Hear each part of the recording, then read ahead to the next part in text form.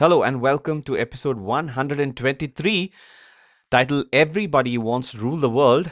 This is Dr. KK introducing everybody to the show, and I'm the innovation officer at Inago, and I have with me a man in blue, Tony O'Rourke. Blue is grey, isn't it? Or am I so Bluish colourblind? gray, yeah. Yeah. Okay. Hello, everyone. I'm Tony O'Rourke. Welcome to PubShorts, which is a regular podcast which KK and I record where we talk about stories relating to the world of academic research, Mhm. whether it's funding, technology, policy, you name it. If it's an interesting story, we like to discuss it. All right. And we like to give each episode a theme, and that theme is normally named after a pop song from the UK or from the last 50 years. This episode is no different. This episode is called Everybody Wants to Rule the World. And that's probably the first time we've included the name of a song where this will be a lot of people will know this song. It's a very famous song by Tears for Fears from 1984 and 85. It's around about that time. Mm. And the song's take on power, control, the fragility of systems fits very nicely into this week's stories about Nobel-winning AI labs, platform giants rolling out new models, political fights over regulation, and a handful of players vying to shape how AI runs or rules the world. Right. Interestingly, I realized that some of my notes are not rendered properly, but that wouldn't stop us from starting. So I'm going to go to the first story, and that is titled AI Has a Democracy Problem. So this is a book review by Nature written by Virginia Eubanks. And she's a journalist and a writer based out of University of Albany. And her book, Automating Inequality, came out in 2018. And this review discusses the book Rewiring Democracy by Bruce Schneier and Nathan Sanders, and it focuses on how Schneier. Okay, so both believe that AI can be used to enhance democracy, making governance more efficient and equitable. And they propose that AI could help with things like contracts, legal documents, local news, and even discussions across political divides. So this is contextual in the case of scholarly publishing. I'll lead up to that. A key idea is that public control of AI is crucial to prevent it from being used to consolidate power by existing Yes. authorities. And they suggest an army of AI minions could empower individuals, and AI agents could even vote on our behalf based on past behavior, which I probably don't agree with. And No. they also talk about the four conditions of AI benefiting democracy: reforming the commercial AI sector, resisting unethical uses, ensuring responsible government AI, and social movements advocating for democratic AI. So in terms of critique, the book's central idea is that democracy is primarily an information system, is being critiqued. So the author argues that this view is too simplistic and does not capture the complex human and value-laden nature of democratic governance. And she believes that this perspective overlooks crucial aspects like negotiating contradictions, preventing tyranny, and protecting minority rights. And she also disagrees with the idea that human biases are too difficult to change, pointing to historical examples of societal shift in norms. So it's an interesting point, and I thought the four sort of conditions benefiting AI in the democracy sense are sort of similar to how we want the publishing system to be benefited by AI. I mean, in the context of AI. So any thoughts on this, Tony? No, you know, like in everything, you need to have people who are sort of thinking beyond the immediate horizon. People thinking about, you know, how our societies might be shaped using this technology. But I think also once again, and this is probably should be a strap line for our episodes. Mm-hmm. The importance of human guardrails is reinforced here. Yes, I'm all in favour of this technology being used to make our working life more interesting, more challenging, more rewarding. But at the same time, I'm also in favour of there being complete control over these tools and complete regulation over these tools, so that they're not overstepping their marks. I mean, it makes me think of this story recently about Elon Musk saying that he thinks in the next 10 years, work will be a hobby rather than a necessity. That AI will be doing the work most of us will be doing, that most of us are doing now. I'd like to see how we're going to get to that point and how it's going to help sort of do things like solve world poverty and inequality and all these other global problems. But yeah, anyway, let's see. That's definitely a theme explored in in many science fiction as in novels, including The Culture by Ian M. Banks, which is in a post. I mean, what is Yeah, it? Yeah, great it's, book. yeah, yeah, Great book. Great yeah. book. All right, moving on to the next story. It is Google. Uh, Google related, so let me shift to it. Google DeepMind won a Nobel Prize for AI. Can it produce the next big breakthrough? So it is the title is slightly misleading. So let me read my notes. So this talks about 1 second, my notes. Yeah, Google DeepMind has a history of achievements. So the point is that the AlphaFold tool, which is a protein folding AI based tool, has won a Nobel Prize. So this is founded. Google's DeepMind was founded by Demis Hassabis, whose original goal was to create an AI research lab that could win Nobel Prizes, and they've achieved that. So DeepMind was acquired by Google in 2014, and the company is now trying to replicate AlphaFold's success in other scientific fields like weather forecasting and nuclear fusion. And they have also developed AI for material science, predicting many potential new substances with the GNOME model, GNOME model. And they've AI safety and ethics are serious considerations for the company, with a dedicated committee to address potential risks. And the merger with Google Brain in 2023 aim to consolidate AI efforts and compete with other companies in the LLM space. Now, finally, Google DeepMind is still pursuing artificial general intelligence. If you remember, Tony, I think we predicted that it'll take about 10 years or something. I think at the top of this year, but he acknowledges that new conceptual breakthroughs may be needed for AGI and beyond just large language models, which is something that we also have seen other people, knowledgeable people in AI, say. So, any thoughts on this? Nobel aspirations for AI. I think we already touched on a story related to it, but what are your views now? Um, I think we've talked about it. I think AlphaFold is a really good example of how AI tools like this can be put to fantastic use. Mm. And I think we're seeing that in sort of drug discoveries, for example, as well. Um, I suppose the article title is a little bit of an overstatement. Yeah. Right. It wasn't Google who won the. Yeah. It's like saying Microsoft wins every Nobel Prize because people use Microsoft Office to write their papers. I mean, I'm sorry, I'm simplifying, Yeah. but but I think we are going to see tools like this being used, becoming more prevalent, Right. Okay. but again, with human guardrails, rightly so, as it should be. Right, moving on to the next story. This is Mind the Gap. I think this is a relevant thing from our point of view, Tony. Maybe we might want to attend the workshop that's about to be discussed. So, we're talking about Mind the Gap, AI in publishing, a candid discussion around AI use in editorial processes. So, it highlights a workshop designed to bridge the understanding gap between AI developers, users, and policymakers. The goal is to foster open discussion about AI's benefits and drawbacks in publishing. And the workshop will feature publisher presentations on AI workflows, researcher experiences, and facilitated discussions. And When is the workshop? I think in February, I think the dates are here. Sorry, January. Uh, Let me find it. Yeah, here. Is it part of the APE conference? Yes, yes. Oh yeah. Okay. Yeah. Yeah. So I mean, I've been to the APE conference. It's a very good meeting in Berlin. Yeah. All right. And the organizers aim to create practical recommendations for responsible AI adoption. And so I think I was reading this when we talked about the APA thing. A key outcome will be a gap list identifying issues and proposing actions for transparency and trust in AI use. And finally, the workshop outcomes will feed into APE 2026 conference and potentially lead to a working group. So I thought this resonated closely with our responsible AI movement, as well as our sort of general sort of leaning towards AI automation or AI assisted workflows in publishing. So your thoughts on this, and maybe on the APE conference in general? Um, I can't specifically talk about this, but I certainly can talk about the APE conference. Mm. It's been going now. I can remember this, maybe it's at least 10 years, probably if not longer.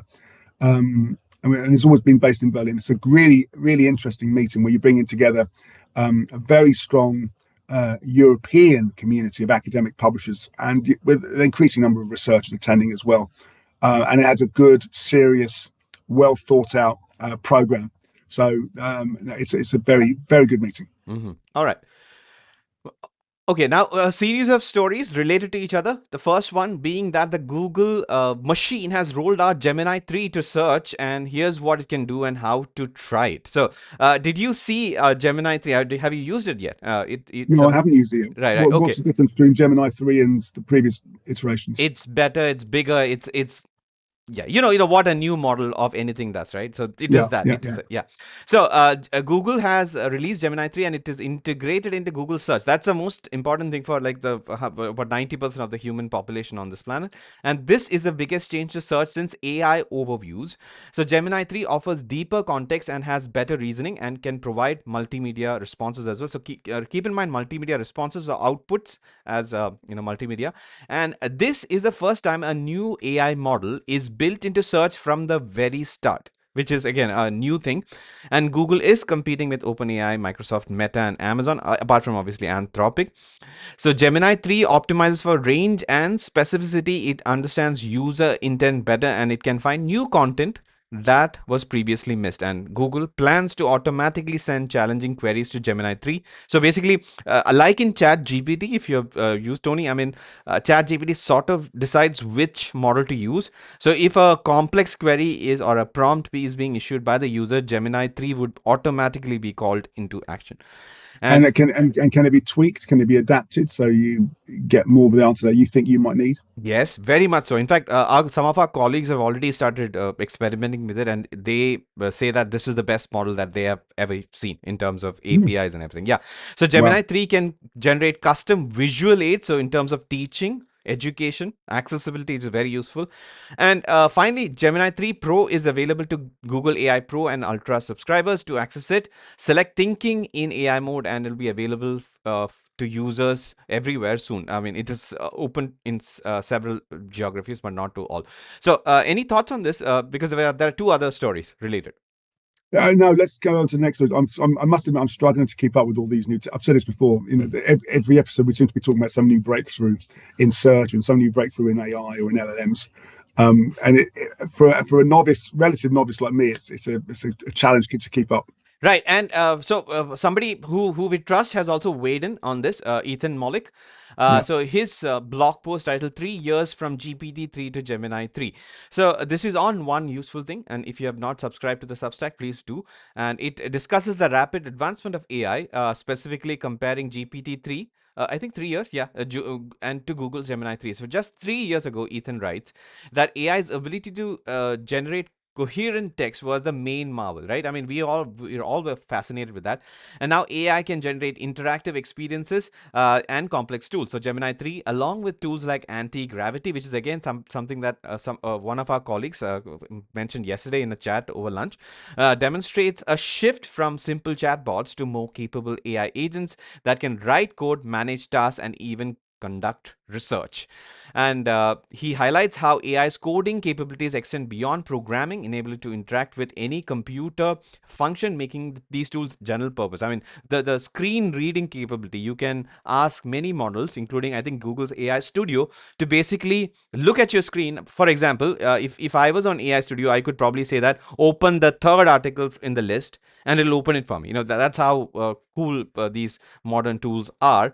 And he also shares an example where Gemini 3 acting as an agent, analyzed his past posts, conducted web research, and built a website, presenting his AI predictions requiring minimal human input and oversight. And Tony, interestingly enough, I'll pause here. Hong Zhu, earlier this morning on LinkedIn, said that he did the same thing, and it is wonderful. The output is really good. I mean, you still need tweaking, but these are the things that you can do with the general purpose AI that we all have access through our browsers. So I'll pause here. What are your thoughts so far? My first thoughts is that we probably need to arrange some kind of webinar which introduces researchers to some of these tools in practice. Have a half an hour session. Let's look at how Gemini 3 can change your research and run a webinar where we can invite researchers. That's Mm, my first thought. interesting. So he continues to discuss in the article that AI discusses the AI's emerging PhD level intelligence, illustrated by Gemini 3's ability to analyze complex historical data, This is a section of the article. Complex historical data generate original hypotheses and write a research paper with minimal guidance. So I'm yet to test. In fact, I would argue that my knowledge in AI is limited in the Google side of things, because I'm not paying for Google's models, and I'm paying for all the other main brands' models. So maybe I should go there. That's what a colleague recommended that I do as well. And so finally, while impressive, AI can still exhibit weaknesses similar to human graduate students, requiring refinement and judgment calls. And Ethan Mollick concludes that the era of chatbots is evolving into an era of digital co-workers, where human involvement shifts from fixing AI errors to directing AI tasks. And I could not agree more, Tony. I mean, I strongly encourage Tony to try vibe coding. I think Ethan introduced the term into our lives of many episodes ago on PubShorts. But I have recently tried vibe coding, and I cannot believe it. Within an hour, I was able to create a complex product itself, and it worked. For the benefit of the viewer, just explain what vibe coding is. Okay, I know so we've talked about it once before, but they may have missed an episode. right. So vibe coding is basically you code in English. You basically use a higher end model.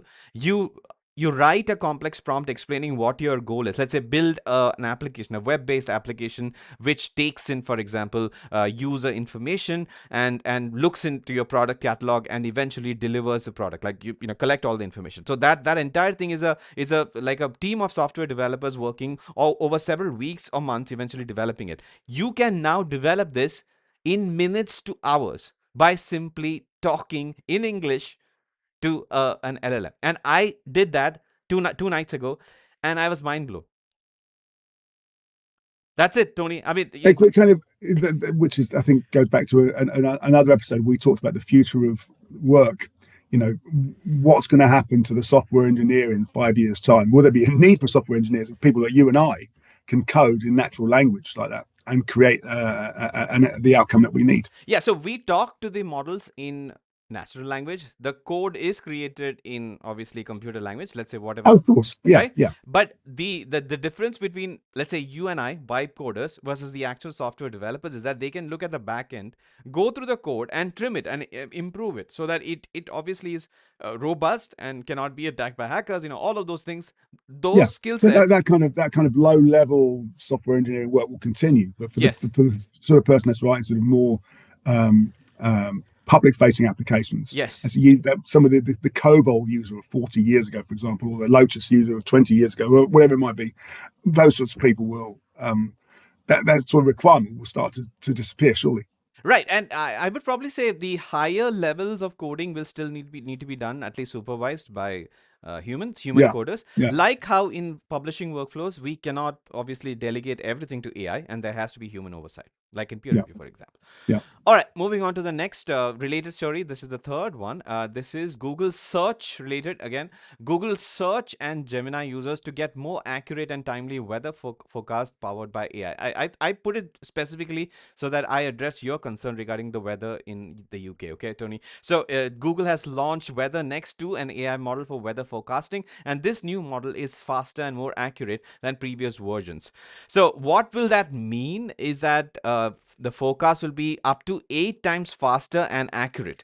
So we will users will be able to see more accurate hour by hour forecast in Google search and other services. So are you excited, Tony, about this?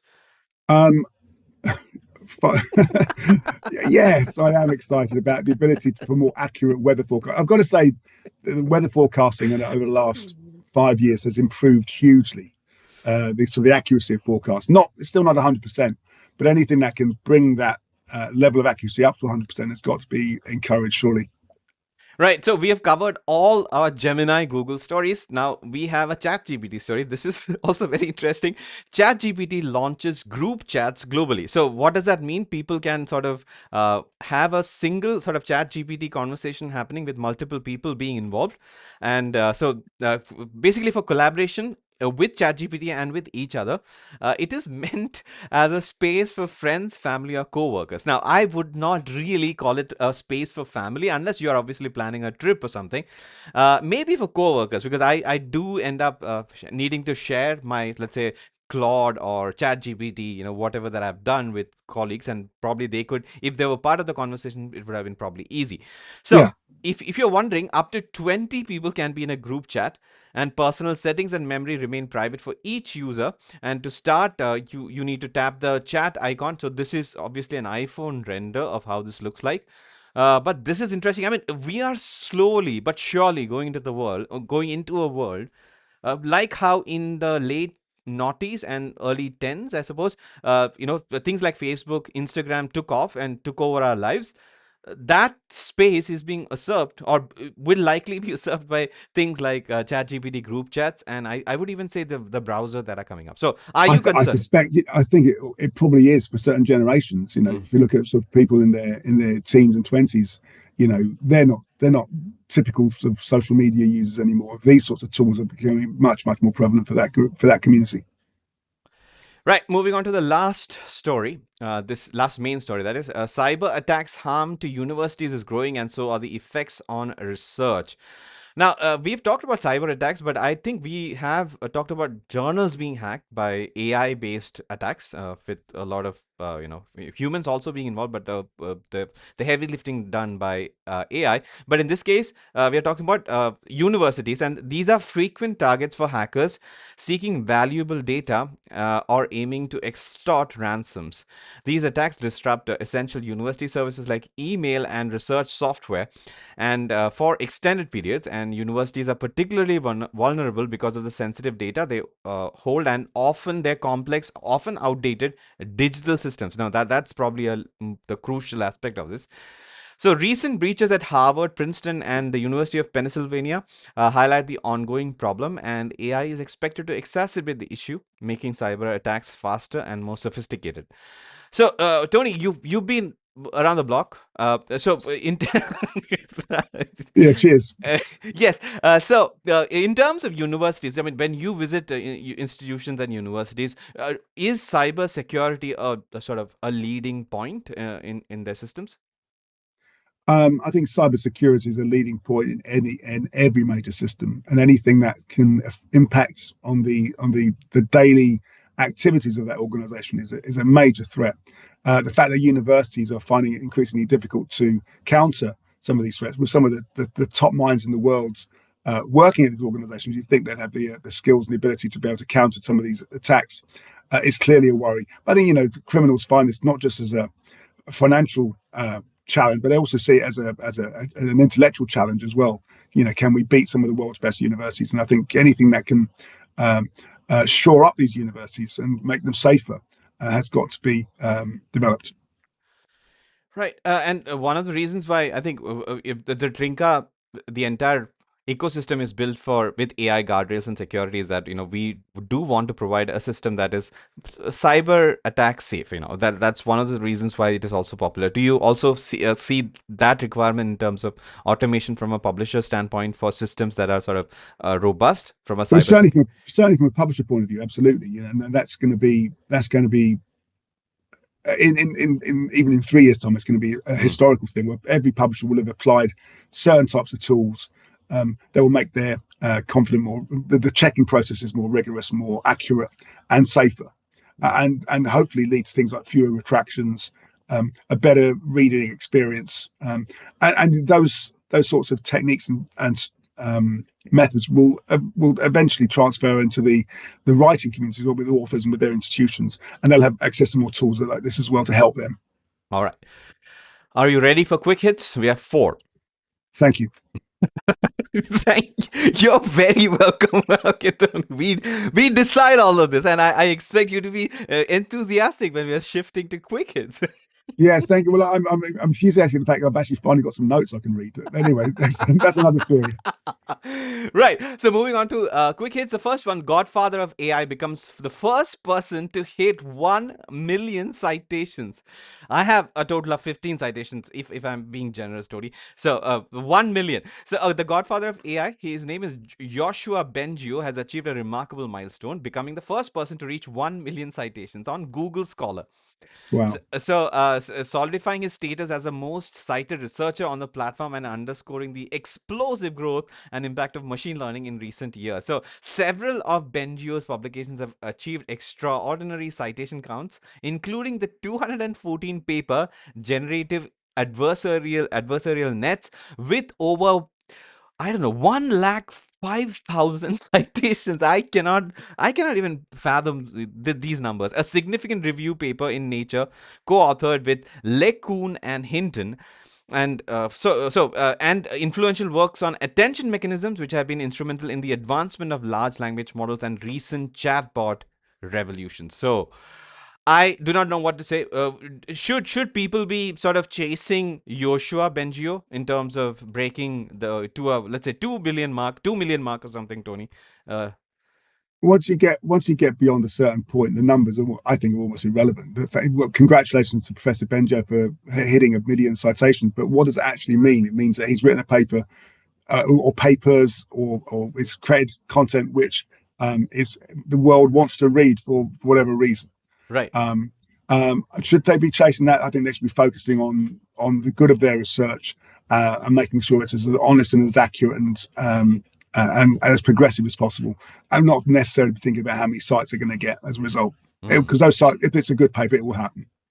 But nevertheless, congratulations to Joshua Benja. Hmm. Okay, moving on to a science fiction adjacent news story. A Chinese AI model taught itself basic physics. What discoveries could it make? So this model is called AI Newton. Can learn basic physics laws from experimental data. It uses symbolic regression to find mathematical equations that explain physical phenomena. And this is different from other AI models that struggle to derive broad scientific concepts. So, AI Newton, Tony, was trained on simulated physics experiments, including motion, collisions, and oscillations, and it successfully derived equations for velocity and used Newton's second law to find mass. And previous models, such as AI Copernicus, could predict orbits but needed human interpretations for underlying laws. So basically, it is the interpretation of the world or the laws of the world that we find ourselves in. AI can do it. I strongly feel this is one huge step or leap in the chase for artificial general intelligence. Any thoughts? The only thought being, once again, it demonstrates, even though I worked in physics for 12 years, how little I understand physics. Yeah, but surely you're right. This is a really exciting evolution that you can actually help discover laws more readily, more easily using good AI tools. Mm. All right. The second last story we are covering, it is a news article from Nature titled "If the AI bubble bursts, what will it mean for research?" So over the last week or so, we have I think seen and read a lot of AI bubble burst type of articles. So this is about what might happen to research if such a thing happens. So the AI investment is massive, far exceeding the .com bubble. So that's one thing that we need to be aware of. Many companies using AI report no significant impact on earnings, and concerns about AI's architecture still exist. Even AI company leaders admit that parts of its field are bubbly, and a crash could lead to layoffs for AI researchers and developers, especially in startups. I guess that is expected. Now, major AI companies are likely to weather the crash. So we are talking about all the major ones, the ones that we keep on talking about. They are okay. But what happens to the people who are in, let's say, smaller companies? So historically, market crashes can redirect innovation to new sectors where talent would also move. And currently, the industry outpaces academia in AI investment and publication output, a phenomenon called the AI brain drain. Now, that might reverse in if a AI bubble burst happens, which means that layoffs from these companies could push researchers back into academia, benefiting future education and research. But we are not sure. So these are all hypothetical claims.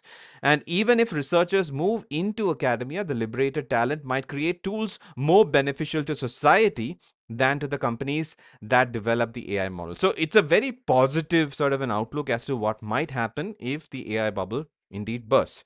Do you have any thoughts? Do you think that this is what's going to happen? I don't know if that's what's going to happen, but I know that research is robust, it's rigorous, it withstands economic downturns. Mm, Research change. Research should reflect the needs of humanity. Mm. And if there is a bubble burst, it's because it's a bubble. It was never intended to be there for long, and a new bubble will come along. Right said, Tony. So I'm going to Thank go you. I have the to. right haircut. All right, the last one, not a very positive one, but I guess we are not sure if it's a positive or negative. So it's an Axios article, technology news article. Trump backs ban on state AI laws. So Mr. Donald Trump is calling for a federal AI regulation standard, so not state level standard for the United States of America. He argues that state level regulations could harm AI's economic growth, and this comes as Republicans in Congress consider a similar preemption measure. So Trump cited concerns about woke AI, which I guess it's anything other than grok AI, and No, it's not. I don't think he agrees with Grok AI at the moment. no, woke AI is not grok AI is what I meant, and the That's what I'm need. saying. Yeah, I don't think he would. If he's against woke AI, I think he'd be even more against Grok AI. Surely. But he won't. I mean, that's a problem. So anyway, he also mentioned the importance of protecting children and preventing censorship from AI. That is, and some Republicans, including some senators, oppose federal preemption, prioritizing child online safety. Now, I personally believe that state laws, especially the California state laws, are sort of the foundational sort of laws in terms of many things, including AI. And I think this is a setback on those counts. So your thoughts on it, Tony? Um, I think being president of a country as large as the US with its federal system must be a huge challenge. Mm-hmm. You know, taking out measures like this, I'm sure he sees that as being in the greater good for all aspects of the US population. I don't think, though, heavy-handed regulation necessarily would help, but there has to be some kind of control. There has to be some kind of measured control Mm-hmm. over how the technology is being used. Particularly, and I'm in favour of tools that will um, um, avoid anything that might harm younger users. I think that has to be encouraged as well, supported as well. So no, I don't know. I think generally, look, we're in a kind of an interesting space. Should you regulate? Should you not regulate? Should you develop tools that will manage? That you have to control that manage. You have to control how AI is being used.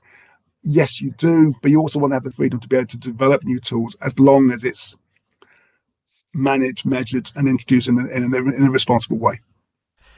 Well, that's a very profound sort of a thing to say, but I think that's future related, and we'll see what happens. I mean, there are obviously European Union guidelines on AI, so that's There that. are, there are, there are, and one could argue that some of those guidelines have both helped and hindered Mm. development in Europe. You can Yeah, look at where all the major developments are taking place. They're not taking place in Europe right, at the right. moment.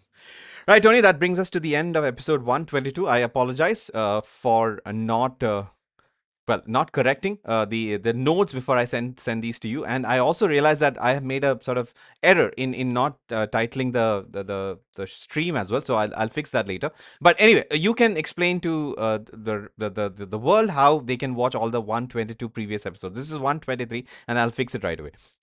Tony, Yes, thank yeah, you. So, yeah.